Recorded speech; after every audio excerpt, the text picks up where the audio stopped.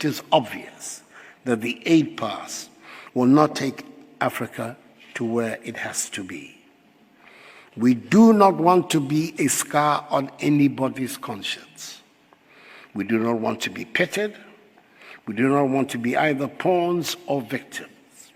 And we certainly do not want headline writers to continue to compete to find the most lurid adjectives to describe our continent and its peoples. Africa no longer wants to be the deficit place to go to find the footage to illustrate famine stories. We no longer want to offer the justification for those who want to be rude and abusive about Africa and her peoples. It is time to build our economies that are not dependent on charity and handouts.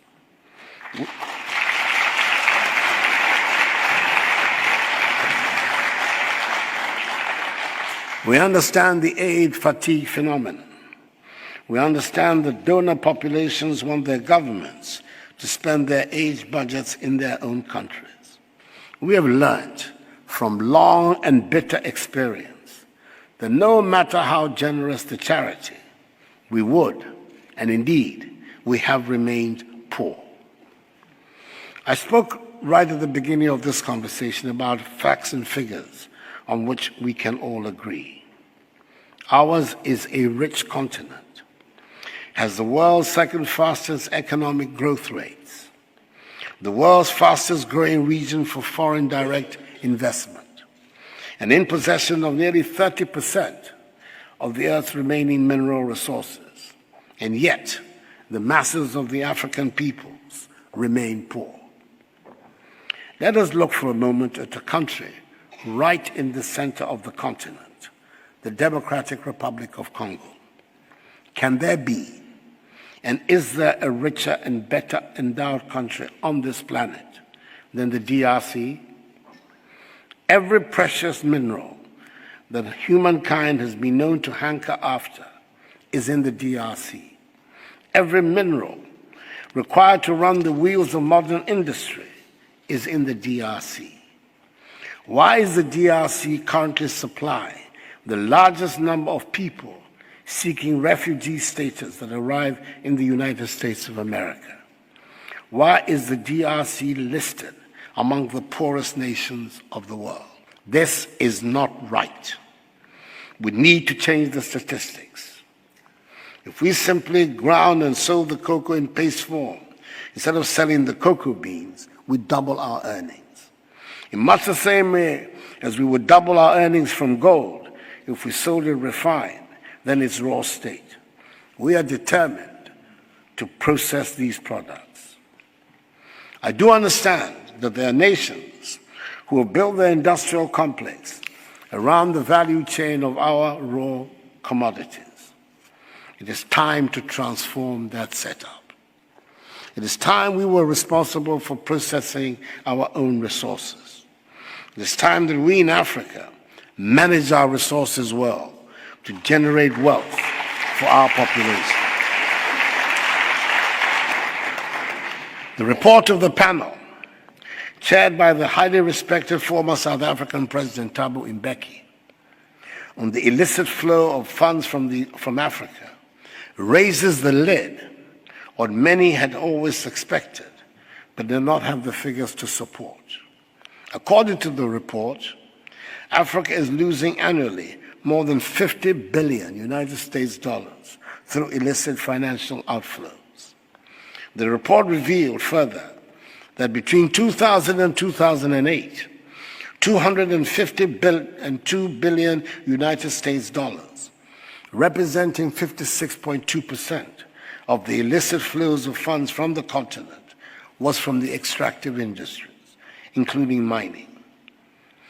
Even when we think we're dealing in an area of with a level playing field, like trade, it turns out Africa gets a bad deal. The recent reported events between the government of Tanzania and the mining companies that operate there ought to give all of us cause for pause. For the avoidance of doubt, And just in case there was anyone who was unaware of my personal beliefs and those of my party, the New Patriotic Party, I support and believe in business and in the private sector as the generator of wealth and jobs.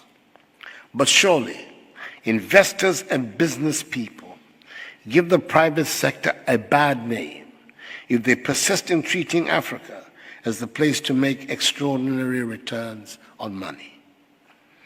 Investors find innovative ways to avoid paying the taxes that they should in the African countries in which they operate. And a recent example in the BBC report showed an example of this in the fishing industry. No one is going to sort out these matters for Africa except Africans themselves. We need to have our own bright and sharp lawyers to keep us abreast with the sharp and bright lawyers that our trade partners have. We need to have our own bright and sharp technologists to help keep us abreast with our competitors. With Africa's population set to reach some 2 billion people in 20 years' time, an African common market presents immense opportunities to bring prosperity to our continent with hard work, enterprise, innovation, and creativity. It is evident that the time for African integration should be now. Hence the importance of the success of the Continental Free Trade Area. A working common continental market has to be a very fundamental objective of all peoples and governments on the continent. Peace and stability on the continent are essential to the viability of the market, and we have to work to establish peace all over our great continent, a Pax Africana that has turned its back on terrorism, conflict, and instability.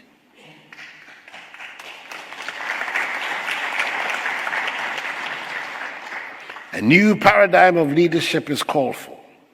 Leaders who are committed to governing their peoples according to the rule of law, respect for individual liberties and human rights, and the principles of democratic accountability. Leaders who are looking past commodities to position their countries in the global marketplace. Leaders who are determined to free their peoples from a mindset of dependence, aid, charity, and handouts. Leaders who are bent on mobilizing Africa's own immeasurable resources to resolve Africa's problems. Leaders who recognize the connectedness of their peoples and economies to those of their neighbors. This new generation of African leaders should help bring prosperity and dignity to our continent and its long-suffering peoples. We do want to, and we shall work to take Africa to where it deserves to be as a prosperous and dynamic member of the world community. We need to, and we shall move Africa beyond aid. Thank you very much for your attention, and may God bless Mother Africa.